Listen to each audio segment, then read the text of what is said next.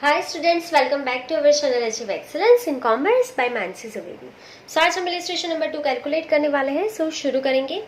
Right journal entries for the following transaction and explain accounting treatment based on equation. So equation हमें पता ही है, is equals to C plus L. ठीक है, ये आपको राइट हैंड साइड के पेज पे बनाना है, ये लेफ्ट पेज पे बना लेना है। क्लियर? चलिए, यहाँ पे सिर्फ आप जर्नल एंट्रीज लिखोगे तो भी चलेगा। मैंने ट्रांजेक्शन लिख ली है, आपको ट्रांजेक्शन लिखने की जरूरत नहीं है। चलिए शुरू करेंगे। Number 1, Ramesh brought cash of ₹20,000 and furniture of ₹10,000 and commence business. So Ramesh जो है वो आपका ओनर है। ओनर यहाँ पे क्या क्या लेके आया है? Cash and furniture. So cash आएगा, so cash account debit. Furniture आएगा, so furniture account debit. 2, owner जो कुछ भी लेके आता है उसे हम क्या कहते हैं? कैपिटल। सो 2 कैपिटल अकाउंट। सो कैश कितने की है? 20,000। फर्नीचर है 10,000। सो ओनर की टोटल कैपिटल कितनी हो जाएगी? 30,000। चलो, कैश बिजनेस में आएगी तो इफेक्ट क्या होगी? Cash increase. फर्नीचर आएगा तो फर्नीचर इंक्रीज, मतलब असेट इंक्रीज, या तो फर्नीचर कम्स इन, जो भी आप लिखना चाहो दोनों में से लिख सकते हो। Asset increase. और 2 कैपिटल, ओनर लेके आ रहा है ना, सो ओनर की कैपिटल भी क्या होगी? इंक्रीज होगी। चलिए, सो असेट में लिख लेंगे, कैश हमारी असेट है। सो अभी हमारे पास कैश है 20,000। हमारे पास फर्नीचर है, वो भी हमारी असेट है, यहीं पे लिखेंगे। फर्नीचर है 10,000 और ओनर की कैपिटल है हमारे पास अभी 30,000। लायबिलिटीज हमारी 0 है। सो टोटल कर लेंगे इसका 20 + 10 30,000 इज इक्वल्स टू 30,000 + 0। चलो, सो यहाँ पे देख लो, a is equals to C plus L हो गया ना। 30,000 + 0 इज 30,000। क्लियर? चलिए, आपको पेंसिल से यहाँ पे पूरा लाइन ड्रॉ कर लेना है दोनों पेज पे। Next, number 2, ₹5,000 deposited in bank and open account. आपने बैंक में 5,000 डिपोजिट करवाए, बैंक अकाउंट ओपन करवाया। So bank is receiver. Bank account debit to cash account. Cash जाएगी आपके पास से। चलो, कितने पे किए आपने? 5,000। चलो, बैंक अकाउंट आपका ओपन हो गया है ना, तो आपका बैंक बैलेंस इंक्रीज होगा, मतलब आपकी असेट इंक्रीज होगी। जो भी लिखो, बैंक बैलेंस इंक्रीज या तो असेट इंक्रीज। ठीक है? और कैश जाएगी, सो कैश डिक्रीज। चलिए, सो बैंक बैलेंस इंक्रीज होने वाला है, कैश डिक्रीज होने वाली है। सो कैश हमारे पास 20,000 है, कैश 20,000 है, उसमें डिक्रीज करेंगे। ठीक है, आपने बैंक में डिपॉजिट करवाए 5,000। सो अभी आपके पास कैश कितनी बची है? 15,000। आपके पास 20,000 थे, आपने 5,000 बैंक में दे दिए, तो अभी आपके पास 15,000 बचे हैं। चलिए, उसके बाद बैंक बैलेंस आपका हो जाएगा 5,000, मतलब एसेट ही है वो भी। ठीक है, फर्नीचर एज इट इज रहेगा, तो फर्नीचर पहले लिख लेंगे। फर्नीचर 10,000 एज इट इज है। और अब हमारे पास बैंक बैलेंस भी है, वो भी हमारी असेट ही है। बैंक बैलेंस कितना है? 5,000।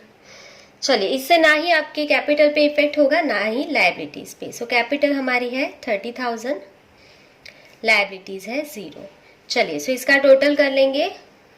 सो ये क्या हो गया? 30,000 इज इक्वल्स टू 30,000 + 0। चलिए, सो ये अगेन वेरीफाई हो गया है। 30,000 + 0 इज 30,000। वेरीफाई हो गया है, is equals to C plus L. तो आगे जाएंगे। Number 3, goods of ₹6,000 purchase from Rajesh. आपने राजेश के पास से परचेज किया है, क्रेडिट ट्रांजेक्शन है। सो परचेज अकाउंट डेबिट, सिर्फ और सिर्फ पर्सन का नेम दिया है, कैश वर्ड नहीं है। So Rajesh is giver, so to Rajesh account. कितने रुपीज का आपने परचेज किया है? 6,000। सो यहाँ पे हम लिख लेंगे 6,000। परचेज करने से स्टॉक इंक्रीज होगा, स्टॉक इंक्रीज। और राजेश को आपको पैसे देने हैं 6,000, तो आपकी लायबिलिटी है ना, आपको राजेश को पे करना है, तो लायबिलिटी इंक्रीज। ठीक है, आपको राजेश को पे करना है तो आपकी लायबिलिटी इंक्रीज होगी ना। आपने 6,000 उसको दिए नहीं है, आप सिर्फ उसके पास गुड्स लेके आए हो। चलिए, तो स्टॉक हमारी असेट है ना, तो यहाँ पे असेट इंक्रीज होगा और यहाँ पे लायबिलिटी इंक्रीज होगा। तो बाकी का सब कुछ एज इट इज लिख लेंगे। कैश अभी आउटर कॉलम में से देखो, अभी हमारे पास कितने हैं? 15,000। फर्नीचर हमारे पास है 10,000। बैंक बैलेंस हमारे पास है 5,000। अब हमारे पास स्टॉक भी है 6,000। चलिए, तो असेट इंक्रीज हो गई। अभी यहाँ पे कैपिटल एज इट इज रहेगी 30,000। सिर्फ हमें लायबिलिटी इंक्रीज करना है। सो लायबिलिटीज टुवर्ड्स राजेश, राजेश को पे करना है आपको 6,000। सो यहाँ पे हम लिखेंगे अमाउंट 6,000 लायबिलिटी। ठीक है, चलिए। सो आपको क्वेश्चन में जो अमाउंट दी है वो 6,000 नहीं है, 8,000 है। सॉरी, मैंने यहाँ पे 6,000 लिखा था, तो हम यहाँ पे सब जगह पे 8,000 लिख लेंगे।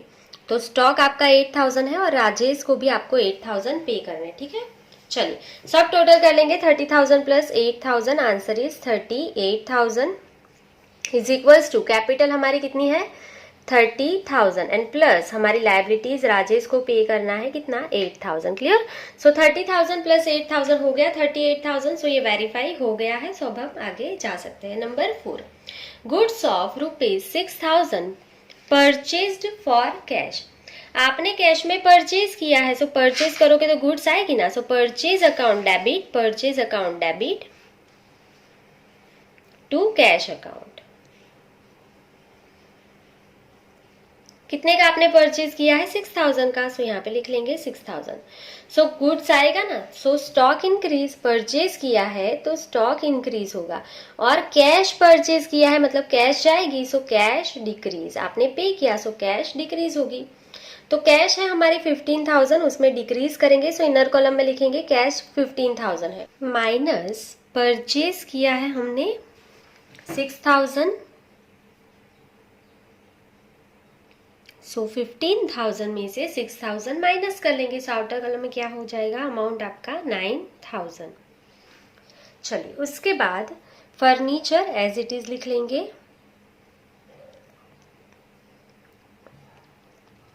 Bank balance 5,000। स्टॉक है हमारे पास 8,000, उसमें हमने परचेज किया है तो इंक्रीज होगा। तो इनर कॉलम में लिखेंगे स्टॉक है 8,000 प्लस परचेज किया है हमने 6,000 का। तो अभी आउटर कॉलम में कितने स्टॉक है हमारे पास 14,000। क्लियर। चलिए, capital and liabilities as it is लिख लेंगे। Capital 30,000 and liabilities towards Rajesh, हमें राजेश को पे करना है 8,000। क्लियर। चलिए, सो टोटल कर लेंगे 9,000 प्लस 10,000 प्लस 5,000 प्लस 14,000। सो ये हो गया 38,000 इज इक्वल्स टू 30,000 प्लस 8,000। सो ये वेरीफाई हो गया है। 30,000 प्लस 8,000 इज 38,000। सो यहाँ पे हमारा नंबर 4 कंप्लीट हो गया है। नेक्स्ट पेज पे जाएंगे। Number 5, goods of ₹5,000 sold for 9,000 to Raman on credit. So यहाँ पे आपने सेल किया है क्रेडिट पे, तो who is the receiver of goods Raman. तो रमन अकाउंट डेबिट हो जाएगा। Raman account debit to sales account, आपने सेल किया है। चलिए, 5,000 का गुड्स था, आपने 9,000 में सेल किया है, तो आपको रमन के पास कितने रुपीज लेने हैं 9,000। सो अमाउंट हम क्या लिखेंगे 9,000। चलिए, सो रमन के पास से आपको पैसा लेना है तो रिसीवेबल्स इंक्रीज, हमें पैसा लेना है तो रिसीवेबल्स इंक्रीज, और टू सेल्स अकाउंट मतलब सेल करोगे तो गुड्स जाएगा ना, तो स्टॉक डिक्रीज। क्लियर। सो रिसीवेबल मतलब हमारी असेट है ना, अगर किसी के पास पैसा लेना है तो असेट है, अगर पे करना है तो लायबिलिटी होता है। अभी हमें पैसा लेना है तो असेट इंक्रीज होगा और स्टॉक डिक्रीज होगा। चलिए, सो प्रीवियस पेज में जो हमने लास्ट ट्रांजेक्शन लिखा था उसमें स्टॉक डिक्रीज करेंगे और रिसीवेबल लिख लेंगे। चलिए, सो यहाँ पे आप देख सकते हो कैश अभी हमारे पास है 9,000, हम लिखते जाएंगे कैश है 9,000। फर्नीचर है हमारे पास 10,000, बैंक बैलेंस है 5,000, स्टॉक आउटर कॉलम में आप देख सकते हो अभी हमारे पास है 14,000। आपने सेल कर दिया तो हम यहाँ पे माइनस करेंगे, सेल किया है हमने, ठीक है। तो जो है उसकी अमाउंट आपको यहाँ से देखनी है कितना स्टॉक डिक्रीज होगा, 5000 का ही डिक्रीज होगा, 9000 डिक्रीज नहीं करना है, ठीक है। सो गुड्स कितना, जो उसकी कॉस्ट वैल्यू थी, गुड्स की कॉस्ट वैल्यू कितनी थी 5000, तो 5000 माइनस करना है, 9000 नहीं कर सकते हो। समझ में आया, क्योंकि ये जो डिफरेंस है दोनों के बीच का वो प्रॉफिट है, और प्रॉफिट किसका होता है, ओनर का होता है। हमने क्या किया, 5000 का गुड्स था, वो रमन को 9000 में सेल किया है, तो कॉस्ट वैल्यू स्टॉक हमारा सिर्फ 5000 का ही कम होगा, 9000 का कम नहीं होगा, 5000 का कम होगा। समझ में आया। तो 14000 माइनस 5000, आउटर कॉलम में अभी हमारे पास स्टॉक कितना बचा है, 9000। हमें पैसा लेना है रमन के पास से, तो receivable in bracket Raman, Raman के पास हमें पैसा लेना है, तो रिसीवेबल हो गया, तो कितने रुपीज लेने हैं, 9000। समझ में आया। चलिए, सो अब आपको क्या करना है, कैपिटल मैं आगे से लिख रही हूँ, कैपिटल हमारे पास है 30000। अभी देखो, आपने 5000 का गुड्स था, 9000 में सेल कर दिया, तो प्रॉफिट हुआ ना 4000, ये दोनों का डिफरेंस प्रॉफिट है। प्रॉफिट होगा तो भी ओनर का, लॉस होता है तो भी ओनर का ही होता है ना, तो यहाँ पे हम ऐड कर देंगे प्लस प्रॉफिट। सो 9000 में आपने सेल किया, वो था तो सिर्फ 5000 का, देखो हमारा स्टॉक 5000 का कम हुआ ना। चलिए, सो ये दोनों का डिफरेंस जो है वो ओनर को मिल जाएगा, वो ओनर का होगा 4000, ठीक है, प्रॉफिट। और यहाँ पे लाइबिलिटीज हमारी एक ही थी, लाइबिलिटी ऑफ राजेश, राजेश को हमें पे करना है 8000। क्लियर। चलिए, सो इसका टोटल कर लेंगे। सो ये हो जाएगा 38000 प्लस 9000, ये हो गया 42000, ये हो गया 34000 प्लस 8000। चलिए वेरीफाई कर लो, 34000 प्लस 8000, ये हो गया 42000। क्लियर। चलिए, तो next number 6, goods of ₹3000 sold for 6000 in cash. देखो आपने क्या किया है, 3000 का गुड्स था, आपने सेल कर दिया 6000 में, तो 3000 प्रॉफिट है ना, प्रॉफिट होगा तो ओनर का, और सेल किया है तो cash comes in, so cash account debit to sales account, हमने सेल किया है। हमें कितने पैसे मिले, 6000 मिले, तो यहाँ पे हम क्या लिखेंगे, 6000। कैश आएगी तो कैश इंक्रीज, और सेल किया है सो स्टॉक डिक्रीज होगा, पर स्टॉक जो है वो कितनी अमाउंट से डिक्रीज होगा, 3000 से, ठीक है। चलिए, सो यहाँ पे हम लिख लेंगे कैश में इंक्रीज करना है, कैश कितनी है 9000, इनर कॉलम में लिखेंगे कैश 9000 प्लस सेल किया, और आपको कितने मिले यहाँ पे 6000 मिले हैं, सो ऐड करेंगे। सो आउटर कॉलम में कितनी कैश है अभी हमारे पास, 15000। फर्नीचर एज इट इज लिख लेंगे, फर्नीचर 10000, बैंक बैलेंस है 5000, स्टॉक आउटर कॉलम में से लिखना है 9000। अब उसमें क्या करना है, तो स्टॉक आपका डिक्रीज होगा, सो माइनस सेल किया, कॉस्ट वैल्यू लिखना है, कितने का था, 3000 का था, 3000 का था, आपने 6000 में सेल किया, तो स्टॉक तो 3000 का ही कम होगा ना। क्लियर। चलिए, सो 9000 माइनस 3000, तो अभी भी स्टॉक है 6000। रिसीवेबल फ्रॉम रमन, वो एज इट इज है, कितने लेने हैं, 9000। चलिए, कैपिटल में यहाँ पे लिखेंगे, टोटल लिखना है, कैपिटल अभी आपके पास कितनी है, 34000। प्रॉफिट हुआ है ना, तो ऐड करेंगे, 6000 में आपने सेल किया, वो स्टॉक था 3000 का, तो आपको दोनों का डिफरेंस प्रॉफिट मिल गया 3000। लाइबिलिटी हमारी एज इट इज है, हमें राजेश को पे करने हैं 8000। क्लियर। चलिए, सो यहाँ पे टोटल करेंगे, 15000 प्लस 10000 प्लस 5000 प्लस 6000 प्लस 9000, तो ये कितना हो जाएगा, 45000 is equals to 34000 plus 3000 is 37000 plus 8000, so 37000 plus 8000 हो गया 45000। सो ये वेरीफाई हो गया, आपको एक लाइन ड्रॉ कर लेना है पेंसिल से। चलिए, next number 7, goods of ₹1000 return to Rajesh. Rajesh के पास से हमने परचेज किया था, उसको हमने रिटर्न कर लिया, तो स्टॉक जाएगा ना, तो goods goes out, purchase return credit ही होता है। किसने लिया goods, Rajesh, so Rajesh account debit to purchase return account. Amount क्या है, 1000। राजेश को आपको पैसे देने थे, देखो यहाँ पे राजेश को हमें कितना देना है, 8000 देना है। उसमें से हमने 1000 का गुड्स उसको रिटर्न कर दिया, तो अब हम उसे 7000 ही पे करेंगे ना, 8000 थोड़ी करेंगे। समझ में आया? सो राजेश को हमें पे करना है, हमारी लायबिलिटी थी, तो लायबिलिटी अभी कम होगी, हमें 1000 कम पे करना है। तो यहाँ पे आप क्या लिखोगे, लायबिलिटी डिक्रीज, हम उसको 1000 कम पे करेंगे राजेश को अभी, ठीक है। और परचेज रिटर्न कर दिया तो स्टॉक जो है वो कम होगा ना 1000 का, स्टॉक आपका कम होगा 1000 का, तो यहाँ पे हम लिखेंगे स्टॉक डिक्रीज, स्टॉक भी कम होगा। तो स्टॉक में डिक्रीज करेंगे, लायबिलिटीज में डिक्रीज करेंगे, बाकी जो भी है एज इट इज लिख लेंगे। चलिए, सो कैश आउटर कॉलम में है 15000, furniture 10000, bank balance 5000, stock inner column में लिखेंगे क्योंकि हमें डिक्रीज करना है। आउटर कॉलम में देखो कितना है अभी हमारे पास, 6000, उसमें हमने परचेज रिटर्न किया, परचेज रिटर्न 1000 का, तो अब हमारे पास स्टॉक कितना है, सिर्फ 5000। क्लियर? चलिए, उसके बाद रमन के पास पैसे लेने हैं 9000, सो यहाँ पे हम लिख लेंगे receivable of from Raman, Raman के पास कितने लेने हैं, 9000। कैपिटल में कोई चेंज नहीं है, सो टोटल ही लिख लेंगे, कितनी है अभी कैपिटल, 37000।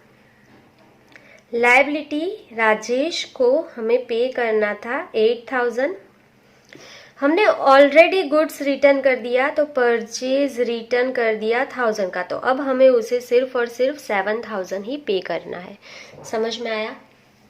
चलिए, सो यहाँ पे हम इसका टोटल कर लेंगे,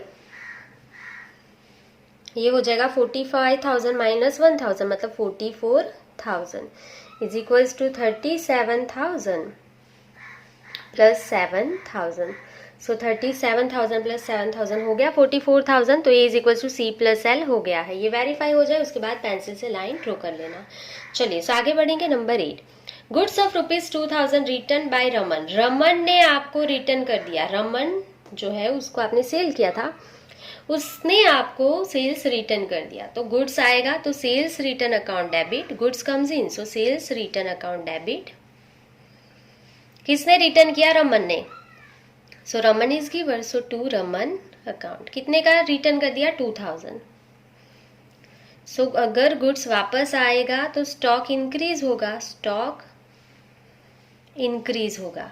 और किसने दिया, रमन ने, रमन के पास आपको लेने थे 9000, अभी उसने 2000 का तो रिटर्न कर दिया, तो रिसीवेबल डिक्रीज होगा ना, आपको रमन अभी 2000 कम पैसा देगा, तो रिसीवेबल डिक्रीज, अभी आपको 9000 नहीं मिलेंगे रमन के पास से। समझ में आया? 2000 कम मिलेंगे, मतलब सिर्फ और सिर्फ 7000 मिलेंगे।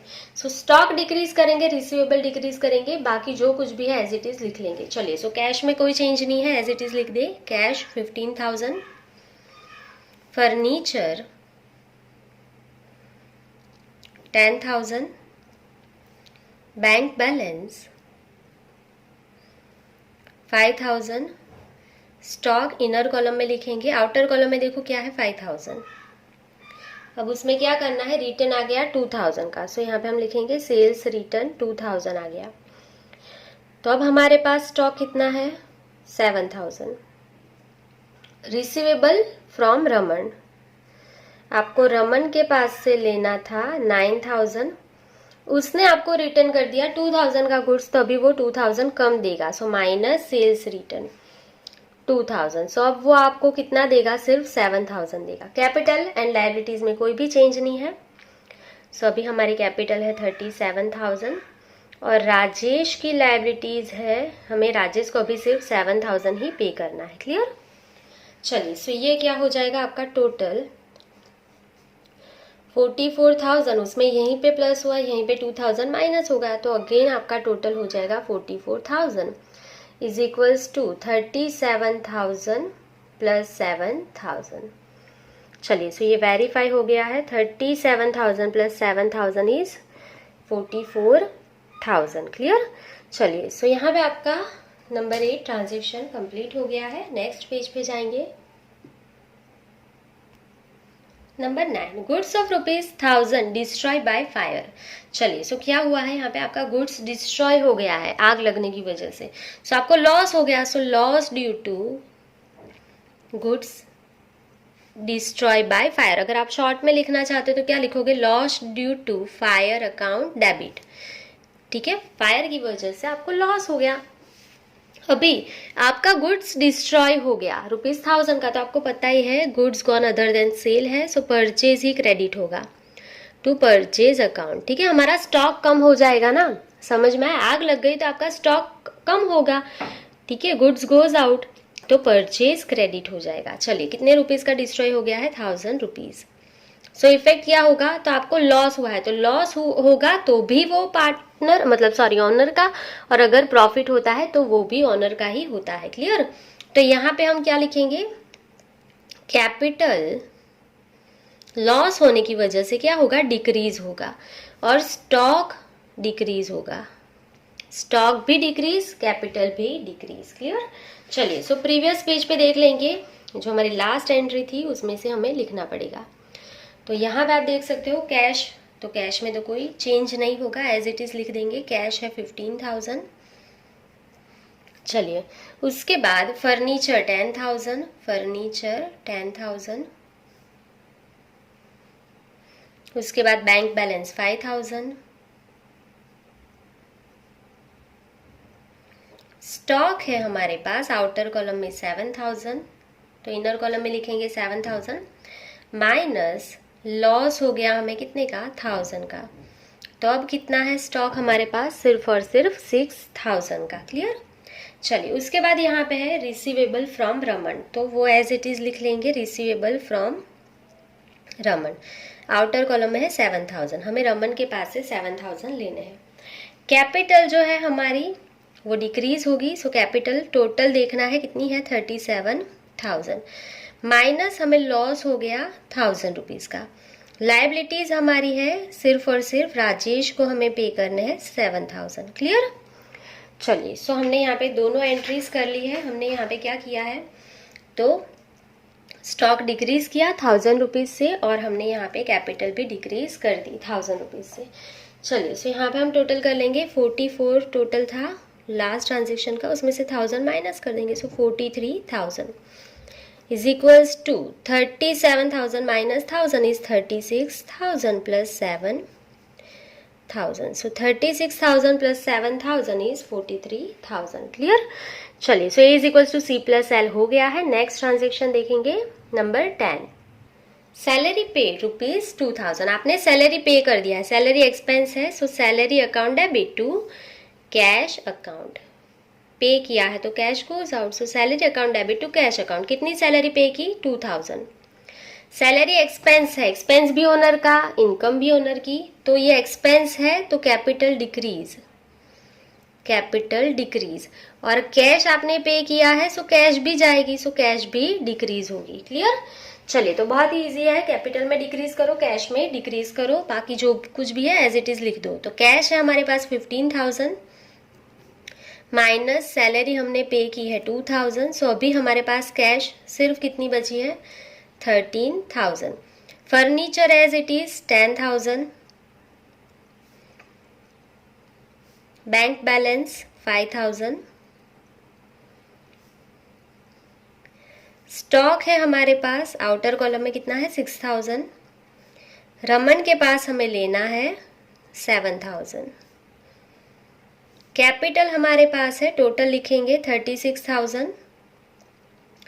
चलिए, अभी उसमें क्या होगा, सैलरी आपने पे किया है सो डिक्रीज होगा, सो माइनस सैलरी 2,000। लायबिलिटी हमारी है राजेश की 7,000। चलिए, सो टोटल कर लेंगे, यहाँ पे 43,000 था टोटल, उसमें से 2,000 पे किया, सो माइनस करो, सो 41,000 ही हो जाएगा। टोटल चेक कर लेना, is equals to 36,000 minus 2,000 is 34,000 plus 7,000. So 34,000 plus 7,000 हो गया 41,000। सो ये चेक हो गया है, A is equals to C plus L complete हो गया है। क्लियर। चलिए, नेक्स्ट देखेंगे नंबर 11, आउटस्टैंडिंग सैलरीज ₹1000। चलिए, सो सैलरी पे करना बाकी है, सो जर्नल क्या होगी, सैलरी एक्सपेंस है, सो सैलरी अकाउंट डेबिट। और पे करना बाकी है तो हमारी लायबिलिटी है, सो क्रेडिट कर लेंगे to outstanding salary account. 1000 salary expense है तो किसका, ओनर का, तो कैपिटल डिक्रीज। आउटस्टैंडिंग सैलरी है तो आपकी असेट या लायबिलिटी, तो ऑब्वियसली हमें पे करना है 1000 रुपीज, एम्प्लॉय को हमने पे नहीं किया है तो हमारी लायबिलिटी है ना, तो लायबिलिटी इंक्रीज, लायबिलिटी इंक्रीज। ठीक है, सो कैपिटल डिक्रीज करेंगे, लायबिलिटी इंक्रीज करेंगे, पूरा एसेट उसमें कोई चेंज नहीं करना है, तो एज इट इज मैं यहाँ पे लिख रही हूँ। कैश आउटर कॉलम है 13,000, furniture 10,000, bank balance 5,000, stock 6,000, receivable from Raman 7,000। Capital total लिखेंगे, हमारी टोटल कैपिटल कितनी है 34,000, उसमें से सैलरी का हमारा एक्सपेंस होगा कितना 1000, तो ओनर की कैपिटल डिक्रीज होगी। लायबिलिटी हमें पे करनी है राजेश को 7,000, राजेश को हमें कितना पे करना है, सैलरी का सॉरी जो भी है उसके पास हमने परचेज किया था 7,000 हमें पे करना था, और यहाँ पे सैलरी पे करना है 1000, सो यहाँ पे हम लिखेंगे liability in bracket outstanding salary 1000। Clear. चलिए, सो यहाँ पे इसका टोटल एसेट का सेम ही रहेगा, हमने कोई चेंज नहीं किया है, सो 41,000 इज इक्वल्स टू 34 माइनस 1000 मतलब क्या आ जाएगा 33,000 प्लस 8,000, सो 33 प्लस 8 हो गया 41, so is equals to C plus L complete हो गया है। चलिए, अब हम क्या करेंगे, नंबर 12, कमीशन रिसीव्ड रुपीज 4,000, आपको कमीशन मिला है 4,000, सो कैश आएगी, so cash account debit to commission account, commission मिला है ना, कमीशन इनकम है, सो कमीशन क्रेडिट हो जाएगा। कितनी कैश मिली आपको 4,000। अगर आपको कैश मिल रही है सो कैश इंक्रीज। और दूसरी चीज, कमीशन मिला है, इनकम है तो किसकी, ओनर की, तो यहाँ पे हम क्या लिखेंगे, कैपिटल इंक्रीज, कैपिटल भी इंक्रीज होगी क्योंकि इनकम है। चलिए, सो कैश में इंक्रीज करेंगे, कैपिटल में इंक्रीज करेंगे, सो कैश कितनी है 13,000 प्लस कमीशन मिला आपको 4,000, सो अब आपकी कैश कितनी हो गई यहाँ पे 17,000। जो बाकी का है एसेट वो एज इट इज लिख लेंगे, फर्नीचर है हमारे पास 10,000, बैंक बैलेंस है 5,000, स्टॉक है हमारे पास 6,000 और रमन के पास हमें लेने हैं 7,000। क्लियर। चलिए, कैपिटल हमारे पास 33,000 है, टोटल देखना है। अब क्या करेंगे, उसमें इंक्रीज होगा, हमें कमीशन मिला है, सो प्लस कमीशन कितना मिला है 4,000। लायबिलिटीज में कोई चेंज नहीं करना है, एज इट इज है, हमें राजेश को देना है 7,000 और हमारी लायबिलिटीज है आउटस्टैंडिंग सैलरी 1,000। चलिए, सो टोटल कर लेंगे यहाँ पे 35,000 is equals to 33,000 minus 4,000, so sorry plus है ना, इनकम है, प्लस करना है, so 33,000 plus 4,000 answer is 37,000 plus 7,000 plus 1,000 answer is 8,000। So 37,000 plus 8,000 हो गया 45,000, सो ये वेरीफाई हो गया है, A is equal to C plus L. Clear. चलिए, नेक्स्ट पेज पे जाएंगे, नंबर 13, रिसीवेबल डिविडेंड रुपीज 2,000, मतलब आपको डिविडेंड मिलने वाला है 2,000, अभी तक मिला नहीं है, रिसीव्ड नहीं है, मिलने वाला है, तो डिविडेंड इनकम है ना, तो वो क्रेडिट हो जाएगा, और मिलने वाला है तो असेट, तो receivable dividend account debit to dividend account, गलती से कैश मत लिख देना, अभी तक मिला नहीं है, मिलने वाला है, सो 2,000। चलिए, अगर आपको पैसे मिलने वाले हैं तो आपके लिए असेट है, रिसीवेबल इंक्रीज हो जाएंगे, पैसे मिलने वाले हैं मतलब रिसीवेबल इंक्रीज, और डिविडेंड इनकम है, इनकम हो तो भी ओनर की और एक्सपेंस है तो भी ओनर का, तो यहाँ पे कैपिटल इंक्रीज होगी, कैपिटल इंक्रीज, ठीक है, इनकम है इसके लिए इंक्रीज लिखेंगे। चलिए, सो हमारा जो प्रीवियस पेज था उस पे से सिर्फ हम रिसीवेबल इंक्रीज करेंगे, कैपिटल इंक्रीज करेंगे। चलिए, so cash as it is लिख रहे हैं। कैश हमारे पास कितनी थी आउटर कॉलम में? 17,000। फर्नीचर है 10,000। Bank balance 5,000। स्टॉक था हमारे पास 6,000। रमन के पास हमें लेने थे 7,000। अब और हम यहाँ पे लिखेंगे रिसीवेबल ऑफ डिविडेंड, ठीक है, डिविडेंड के हमें पैसे लेने थे और अमाउंट क्या थी यहाँ पे? 2,000।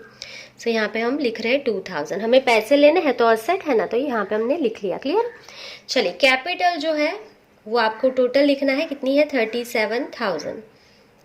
आपको डिविडेंड इनकम है तो ऐड करना है, प्लस डिविडेंड कितना? 2,000। तो हमने दोनों एंट्री कर ली है। लायबिलिटीज एज इट इज रहेगी। Liabilities of Rajesh 7,000 and liability of outstanding salary 1,000। Clear? चलिए, सो हमने आगे के पेज से लिख लिया है, टोटल कर लेंगे। सो प्रीवियस जो है हमारा टोटल एसेट का था 45,000, उसमें 2,000 आपको रिसीवेबल इंक्रीज हुआ है, सो 47,000 टोटल आ जाएगा, चेक कर लेना। So 47,000 is equals to 39,000 plus 8,000। So 39,000 plus 8,000 हो गया 47,000। So A is equals to C plus L हो गया है। तो आगे बढ़ेंगे, number 14, insurance premium of shop paid ₹500। आपने इंश्योरेंस प्रीमियम पे किया है तो आपके लिए एक्सपेंस है। सो insurance premium account debit,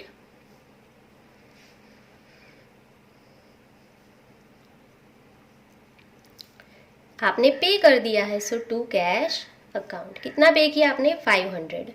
insurance premium expense है तो किसका? आपको पता ही है, एक्सपेंस या इनकम है तो ओनर का, सो मतलब कैपिटल डिक्रीज।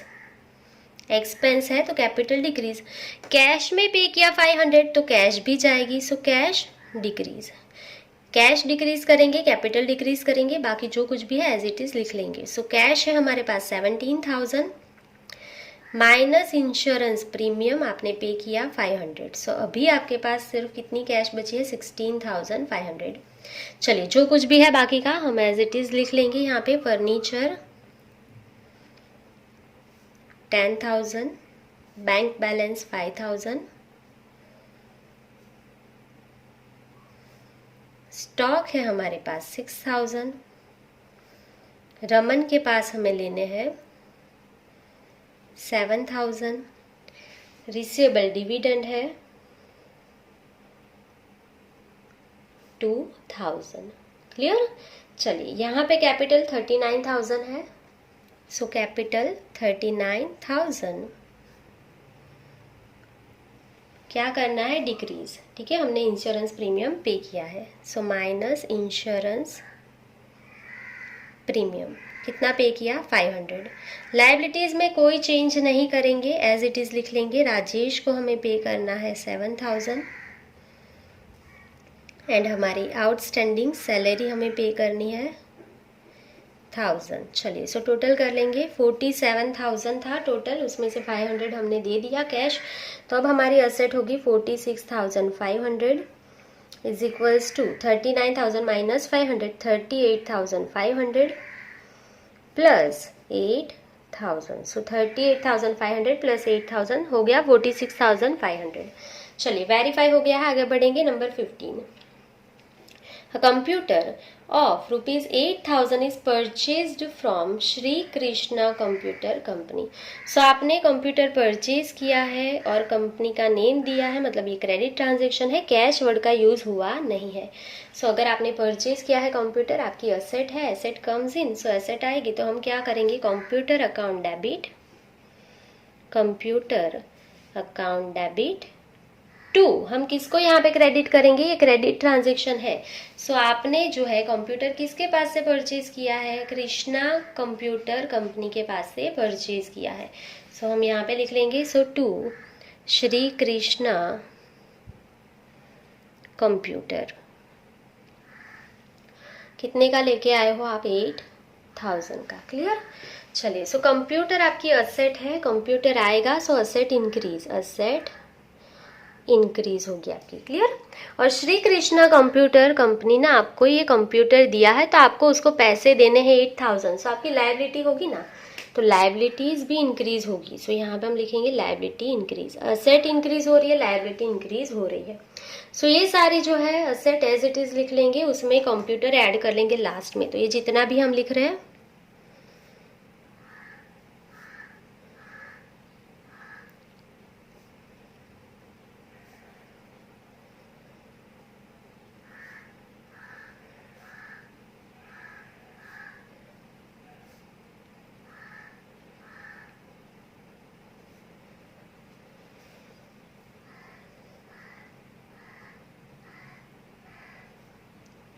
जो असेट थी ऊपर हमने एज इट इज लिख लिया है, लास्ट में कंप्यूटर भी आया है, सो कंप्यूटर लिख लेंगे 8000। Clear?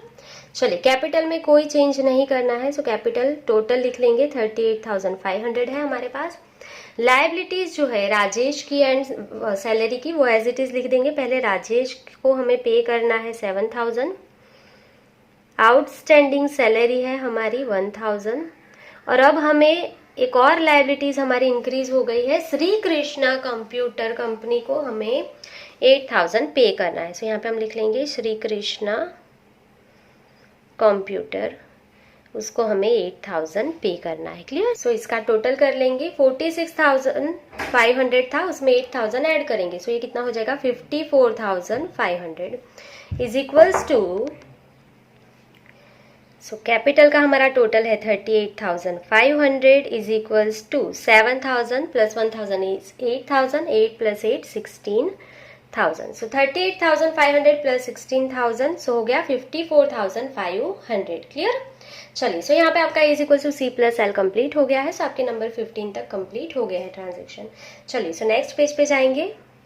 16, owner withdraw ₹1000 from business. So owner ने विड्रॉ किए हैं ₹1000, सो ओनर जो भी विड्रॉ करता है उसे हम क्या कहते हैं? Drawing. So drawings account debit, drawings account debit to, owner क्या लेके गया? कैश लेके गया, so to cash account, to cash account. Owner ने कितना विड्रॉ किया है? 1000 रुपीज। चलिए, सो ओनर कुछ भी लेके जाएगा तो उसकी कैपिटल कम होगी ना, so capital decrease, capital decrease, and cash लेके जाएगा तो कैश भी कम होगी, सो कैश डिक्रीज। ठीक है, कैश इज ऑल्सो डिक्रीज। चलिए, सो आगे का ट्रांजेक्शन देख लेंगे। कैश डिक्रीज करेंगे, कैपिटल डिक्रीज करेंगे, बाकी का जो भी है एज इट इज लिख लेंगे। सो कैश यहाँ पे आउटर कॉलम में क्या लिखा है? 16,500, सो हम इनर कॉलम में लिख रहे हैं 16,500 माइनस विड्रोअल, ओनर ने कितना विड्रॉ किया है? 1000। चलिए, सो अब कैश आपके पास सिर्फ कितनी है? 15,500। चलिए, बाकी का जितना भी है एज इट इज ही लिख लेंगे। फर्नीचर 10,000, बैंक बैलेंस है 5,000, स्टॉक है 6,000, रमन के पास हमें लेना है 7,000, डिविडेंड रिसीवेबल है 2,000, और लास्ट में कंप्यूटर भी है 8,000। चलिए, उसके बाद कैपिटल जो है वो डिक्रीज करना है, सो हमारे पास अभी कैपिटल है 38,500, उसमें से ओनर ने विड्रॉ किया कितना? 1000। चलिए, लायबिलिटीज में कोई चेंज नहीं करना है, एज इट इज लिख लेंगे। Liabilities of Rajesh 7,000, outstanding salary हमें पे करनी है 1000, एंड लायबिलिटीज हमारी कौन सी है? श्री कृष्णा कंप्यूटर, उसको हमें कितना पे करना है? 8,000। क्लियर? चलिए, सो टोटल कर लेंगे अभी इसका।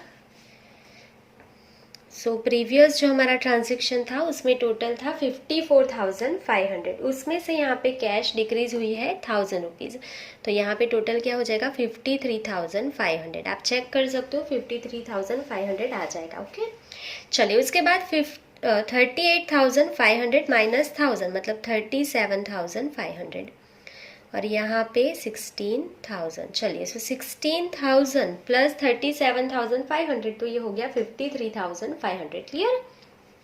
चलिए so is equal to C plus L verify हो गया है। सो आगे बढ़ेंगे। Number 17 account settle of Rajesh. Rajesh का अकाउंट हमने सेटल कर दिया, मतलब राजेश को हमें 7,000 पे करना। अभी यहाँ से देखना है आपको, राजेश को आपको सिर्फ 7,000 पे करना है अभी, तो आप पे कर दोगे। देखो उसकी अमाउंट 8,000 थी, फिर हमने 1,000 का उसको रिटर्न कर दिया था, तो हमें उसे अभी सिर्फ और सिर्फ 7,000 ही पे करना है। अगर आप पे करोगे राजेश को तो कैश जाएगी ना, और कौन लेगा पैसा? Rajesh. Rajesh is receiver. So Rajesh account debit to cash account, to cash account. कितना पे करना है? सिर्फ और सिर्फ 7,000। सो यहाँ पे लिख लेंगे 7,000। राजेश को हम लायबिलिटीज पे कर देंगे तो अभी ये 0 हो जाएगा ना, तो liabilities decrease, liability decrease. And cash में पे करेंगे तो cash is also decrease, cash भी डिक्रीज होगा। क्लियर? सो लायबिलिटी डिक्रीज करेंगे, कैश डिक्रीज करेंगे, बाकी जो कुछ भी है एज इट इज लिख लेंगे। सो अभी हमारे पास कैश कितनी है? 15,500। उसमें से राजेश को पे कर दो 7,000, राजेश को 7,000 पे कर दो, तो अब आपके पास कितना है? 8,500। चलो बाकी का एज इट इज लिख लेंगे।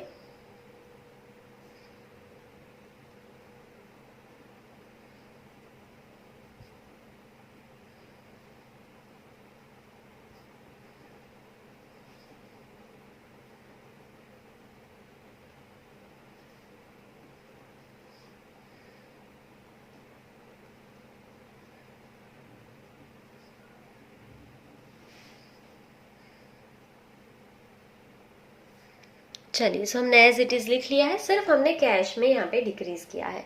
चलिए कैपिटल ओनर की टोटल लिख लेंगे, कोई चेंज नहीं करना है। So total capital 37,500।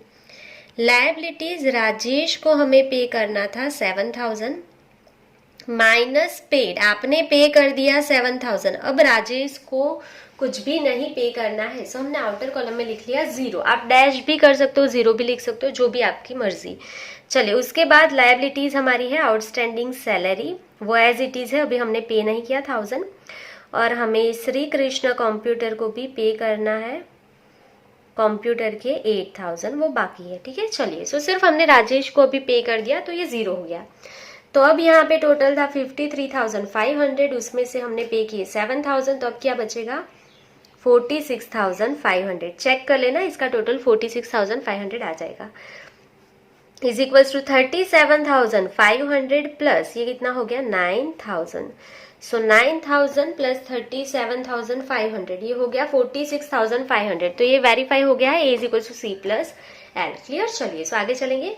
Account settle by Raman, Raman ने उसका अकाउंट सेटल कर दिया। ठीक है, बाय रमन मतलब रमन के पास से हमें 7,000 लेने हैं। देखो यहाँ पे भी कुछ अमाउंट जो था 8,000 था और 1,000 रिटर्न था। सॉरी, ये अमाउंट कितना था? 9,000 था और 2,000 का रिटर्न था। तो 7,000 आपको रमन के पास से पैसा लेना है, और लेना है तो कैश आएगी। So cash account debit to, किसने दिया? रमन ने, टू रमन अकाउंट। कितना पैसा लेना है रमन के पास? सिर्फ और सिर्फ अभी 7,000 लेना है। आपने उसको सेल किया था 9,000 का, उसने 2,000 का आपको रिटर्न कर दिया, तो आपको सिर्फ अभी 7,000 ही लेना है। देखो यहाँ से ही देख लेना, 7,000 लेना है। चलिए सो पैसा आप लोगे तो कैश आएगी। सो कैश इंक्रीज होगी, कैश आएगी आपकी, तो कैश इंक्रीज होगी टू रमन अकाउंट। ठीक है, तो रमन के पास जो आपको पैसे लेने हैं अब वो नहीं लेने, तो रिसीवेबल डिक्रीज हो जाएगा। ये 7,000 अब रमन के पास से आपको नहीं लेने हैं। सो रिसीवेबल डिक्रीज। सो कैश में इंक्रीज करेंगे, रिसीवेबल डिक्रीज कर लेंगे। सो कैश अभी हमारे पास है, आउटर कॉलम में देखो कितनी है? 8,500 प्लस हमें किसने पैसे दिए? रमन ने। सो रमन से हमें पैसे मिले, कितने मिले? 7,000। तो अब हमारे पास कैश कितनी है? 15,500 है। चलिए फर्नीचर एज इट इज लिख लेंगे, फर्नीचर 10,000।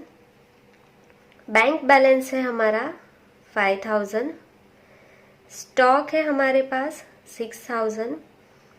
अभी रमन के पास जो रिसीवेबल है, receivable from Raman 7,000 minus received हमें मिल गए 7000 जो लेने थे हमें मिल गए, तो बाहर जीरो। अभी रमन के पास कुछ नहीं लेना है आपको, या तो जीरो लिखो या तो डैश कर दो। अभी आपको रमन के पास से कोई अमाउंट लेना नहीं है, उसने उसका अकाउंट क्लियर कर दिया। क्लियर।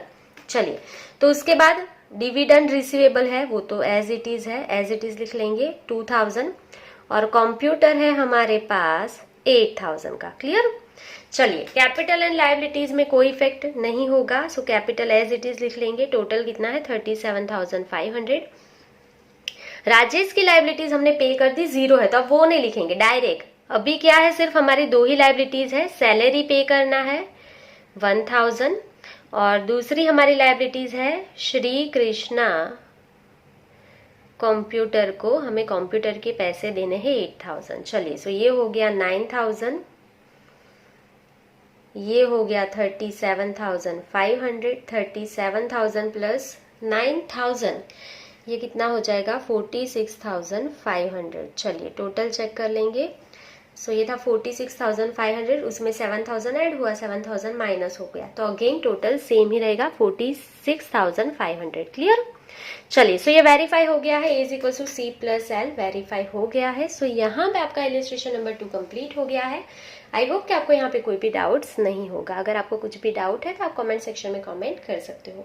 सो आज के लिए बस इतना ही। Thank you for watching, keep learning, take care.